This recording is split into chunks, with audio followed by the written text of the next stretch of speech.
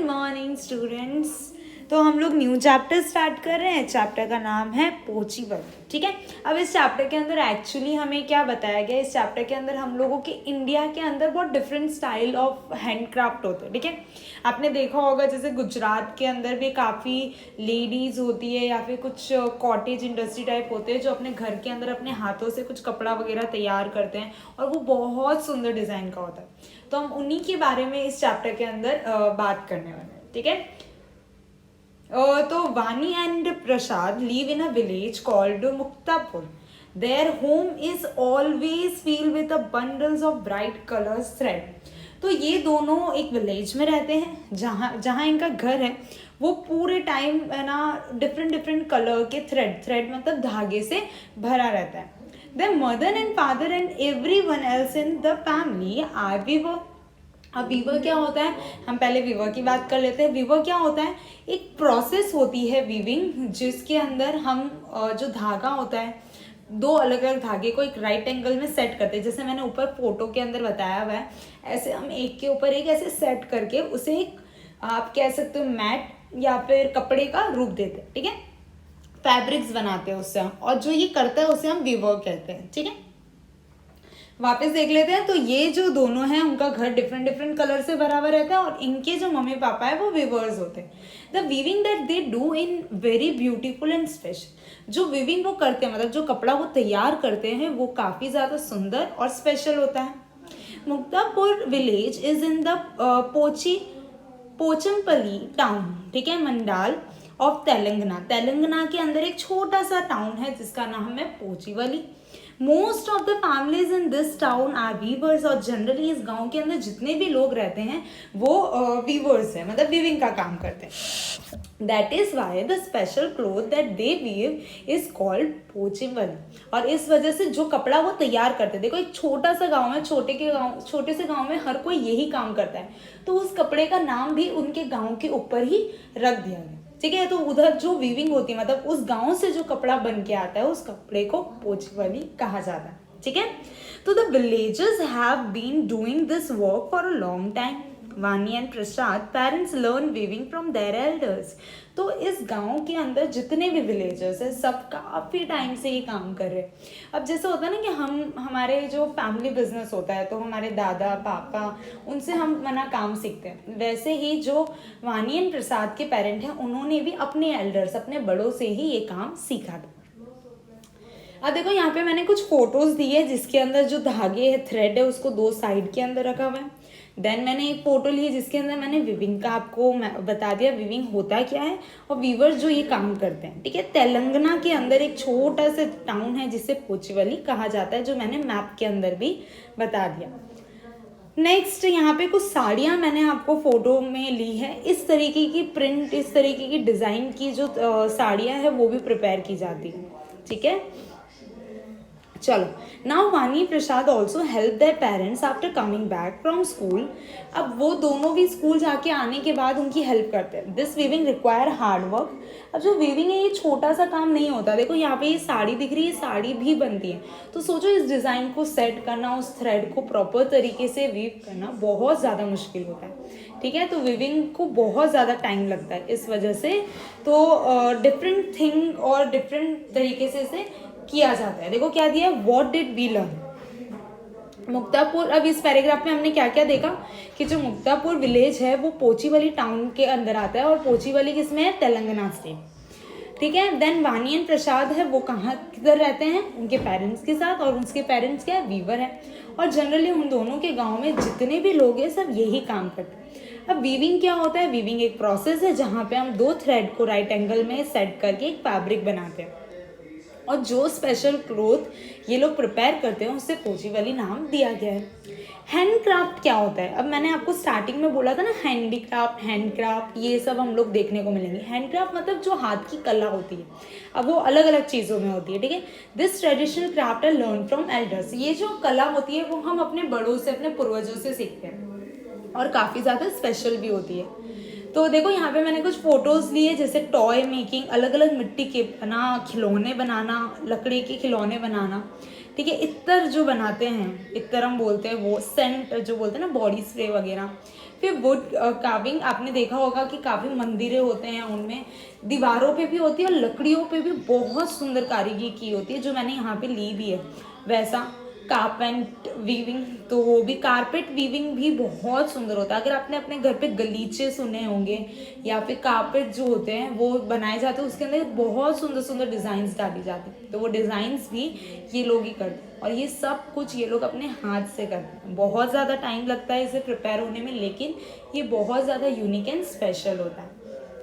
चलो, from thread to cloth, अब कहानी देखते हैं। कहानी कुछ ऐसी है कि हम धागे से कपड़े तक की कहानी के बारे में जानेंगे, ठीक है। From thread to cloth, father bring bundles of thread from Pochampally towns. तो जो उनके फादर है वो बंडल्स लाते हैं, थ्रेड के जो बंडल्स आते हैं, धागे का गट्ठा बोलते हैं हम, वो लेकर आते हैं। Mother then put this thread in a boiling water to wash away the dirt and sting.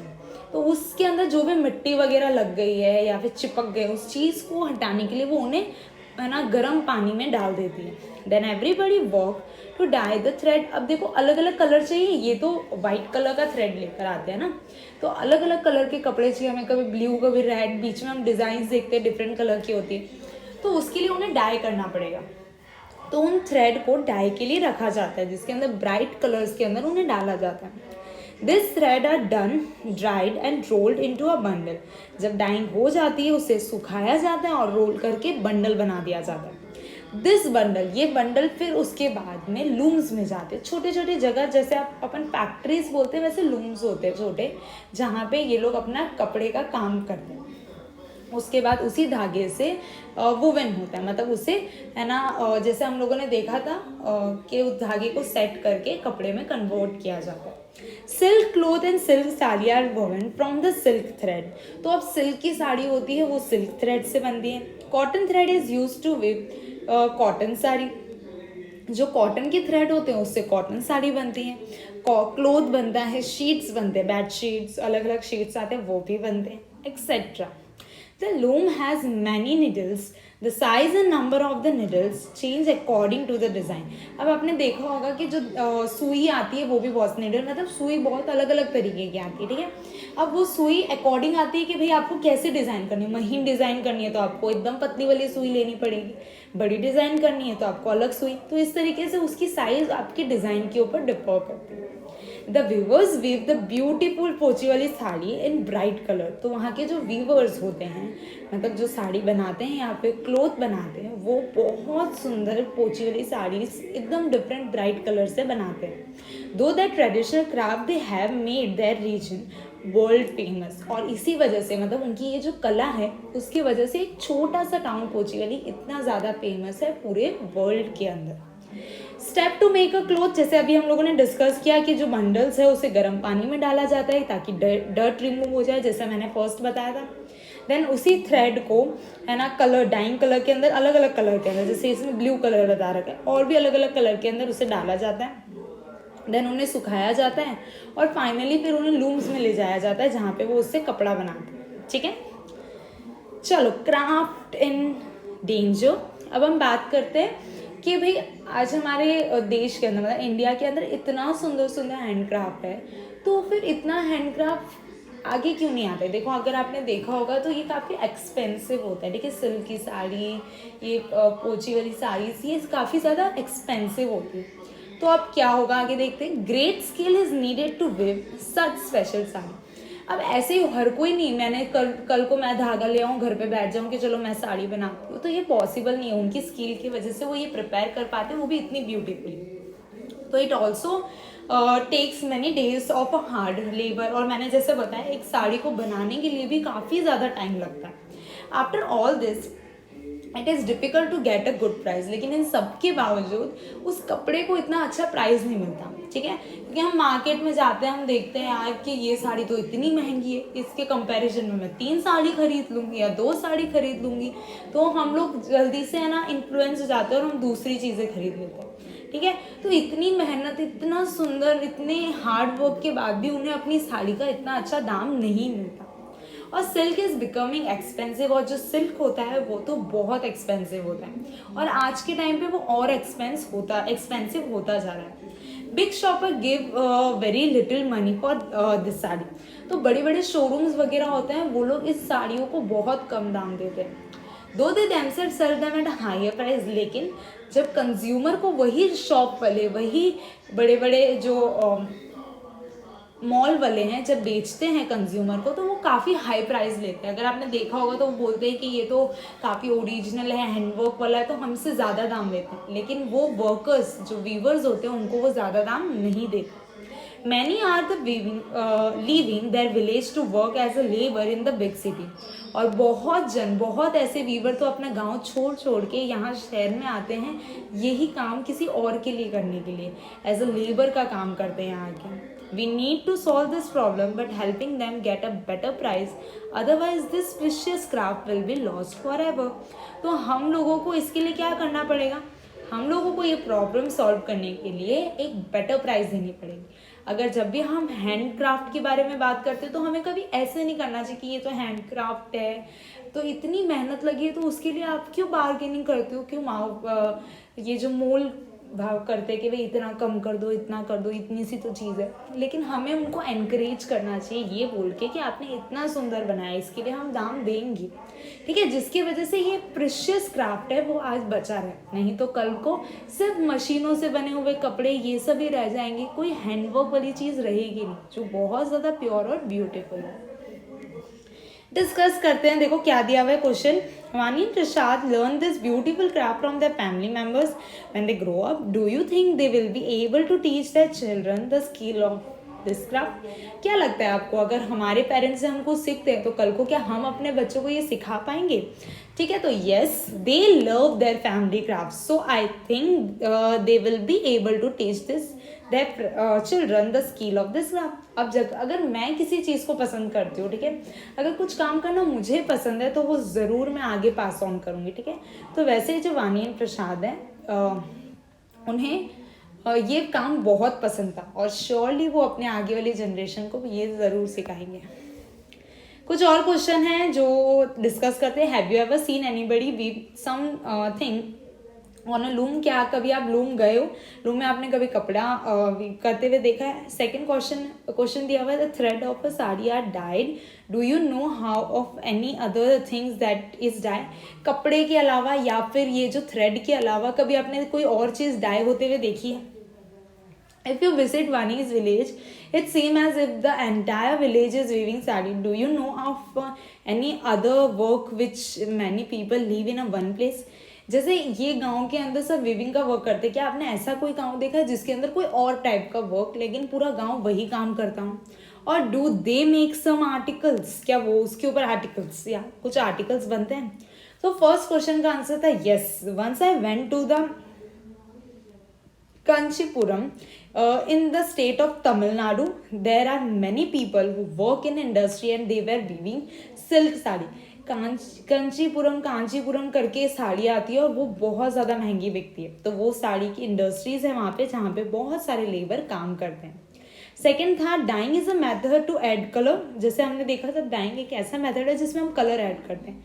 तो थ्रेड के अलावा जो वूल आता है, ठीक है, जो ऊन के हम बोलते हैं ना गर्मियों ठंडियों में पहनने वाले कपड़े होते हैं या सिल्क थ्रेड होता है, इन पे भी डाइंग आप कर सकते हो। Then answer third is yes, आपने ऐसे भी अदर कोई गांव देखे होंगे जहाँ पे मिट्टी के सामान बहुत सारे बनते हैं और पूरे का पूरा गांव वहाँ पे मिट्टी के अलग अलग बर्तन वगैरह बनाते हैं, ठीक है। चलो फिफ्थ क्या दिया हुआ है, फर्स्ट अब किस तरीके से ये अपना काम करते हैं, तो इनका कुछ मेथड होता है, अपने प्रोसेस होता है ये आर्टिकल्स बनाने का। जैसे फर्स्ट वो पहले अपने जो क्ले सॉइल होता है, मतलब जो चिकनी मिट्टी होती है, इस जग फ्रॉम ग्राउंड, उसको पहले ग्राउंड से खोद के निकालते हैं। देन उसका डो बनाते हैं, जैसे अपन आटा गूंथते हैं ना वैसे वो डो बनाते हैं। उस डो को वो है ना लकड़े के व्हील पे रखते हैं और फिर उसे डिफरेंट शेप, जब शेप दे दिया जाता है तो उसे धूप में सुखा देते हैं और लास्ट में उसे बेक करके उस पर कलर चढ़ा देते हैं। ऐसे ही बहुत सारे काम होते हैं। जैसे कहीं पे आयंस में देखा होगा जो लोखंड के अलग अलग सामान बनाता है, ठीक है, जो make things made up of iron की थिंग्स बनाता है। कारपेंटर्स आपने देखे होंगे जो लकड़ियों के फर्नीचर्स वगैरह बनाते हैं। पॉटर्स आपने देखे होंगे जो अर्थन पॉट एंड टॉयज बनाते हैं, मतलब मिट्टी के बर्तन और खिलौने बनाते हैं। उसके अलावा there are many places like Pochampally in that are famous for making a special thing. तो बहुत सारे अलग अलग स्टेट्स भी हैं जहाँ पे डिफरेंट चीज़ बनती है, जैसे कुल्लू की शॉल, आसाम का मूंगा सिल्क, कश्मीरी कारपेट, ये कुछ ऐसे मधुबनी पेंटिंग्स, ये कुछ ऐसी जगह है जहाँ पे ये सब चीज़ें काफ़ी फेमस होती है। ठीक है, देन बनारसी साड़ी, ये भी काफ़ी ज़्यादा फेमस है। देन सिल्क की साड़ी, ये कुछ बहुत फेमस थिंग्स होती है। तो यहाँ पे हम लोगों ने क्या सीखा, हम लोगों ने सीखा कि कितने डिफरेंट डिफरेंट हैंडक्राफ्ट्स होते हैं, कपड़े कितने अलग अलग टाइप के होते हैं और ये प्रोसेस कैसा है। ठीक है, तो अब आपको ये चीज़ हमेशा ही ध्यान रखनी है कि जब भी हम हैंडलूम्स या कॉटेज की बात करते हैं, मतलब जिन्होंने अपने हाथ से कोई कारीगरी की होती है, उसकी हमें हमेशा वैल्यू करनी चाहिए और कभी भी उनको और एनकरेज करना चाहिए, ना कि ये बोल के कि तुमने ये कुछ ज़्यादा नहीं दिया, हमें उसका पैसे कम नहीं करवाने चाहिए। ओके, चलो बाय बाय।